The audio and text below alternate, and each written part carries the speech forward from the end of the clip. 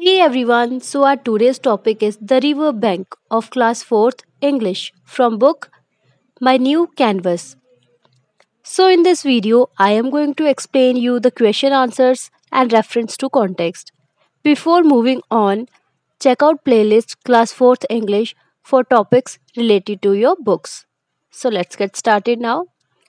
Our first question is, why did the mole suddenly decide to stop cleaning and come out of his hole? मोल ने अचानक सफाई बंद करने और बाहर आने का फैसला क्यों किया?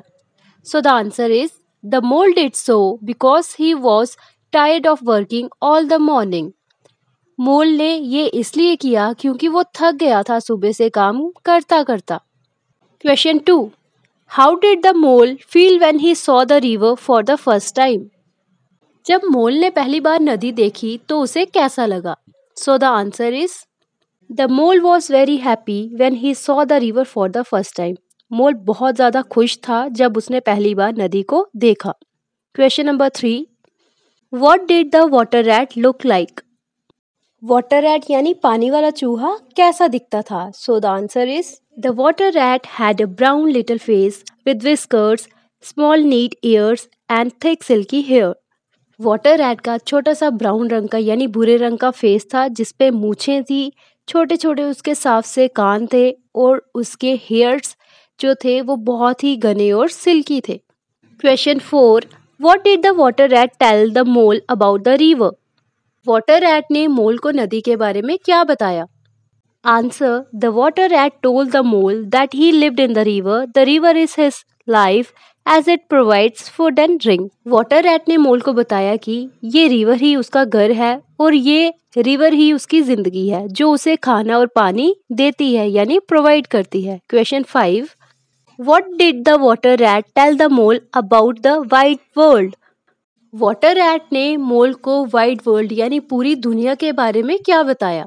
So the answer is the water rat told the mole that he had never been the wide world and he would never go there and also forbade him to refer to it again.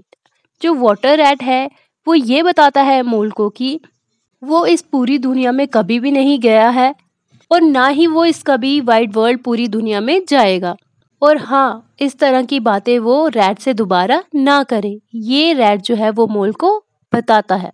अब next reference to context. First one is Would you like to come over? क्या तुम इस तरफ आओगे? A. Who said these words and to whom? क्या तुम इस तरफ आओगे? ये शब्द किसने और किसको कहे? Answer. The water rat said these words to the mole. Water rat ने ये शब्द मोल से कहे. B. What was the listener doing? Listener होता है जो सुनने वाला. यहाँ सुनने वाला कौन था? मोल. सो जो मोल था यानी लिसनर था वो क्या कर रहा था? Answer. The mole was sitting on the bank and looking across the river. Mole नदी के किनारे यानी बैंक पे बैठा हुआ था नदी के और रिवर के उस साइड देख रहा था.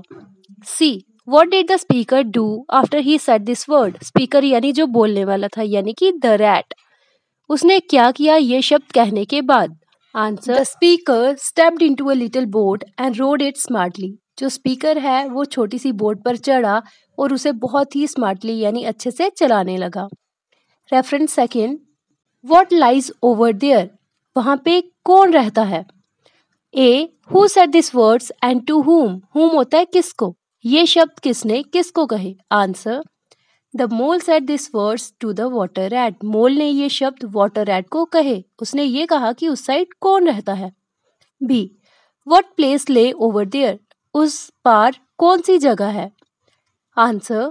Wild wood laid over there. उस पार वाइल्ड वुड है यानी कि बहुत बड़ा सा जंगल. वुड होता है forest. C. Who lived over there? उस पार कौन रहता है? Answer. Weasel, stoats and foxes lived over there. यानी वाइल्ड एनिमल्स जैसे कि फॉक्सेस हो गए, जैकल्स और भी बहुत से जो जंगली जानवर हैं वो उस तरफ रहते हैं यानी कि वाइड वुड में. वाइड हो गया बहुत बड़ा और वुड होता है फॉरेस्ट यानी कि जंगल. Hope you like this video. अगर आप इस चैप्टर की बुक वर्क एक्सप्लेनेशन वीडियो चाहते हैं या फिर इस बुक से रिलेटेड कोई भी एक्सप्लेनेशन वीडियो चाहते हैं तो प्लीज़ मुझे कमेंट सेक्शन में बताएं. होप आप मेरी वीडियो को लाइक, चैनल को सब्सक्राइब और वीडियो को शेयर करेंगे. Thank you so much for watching.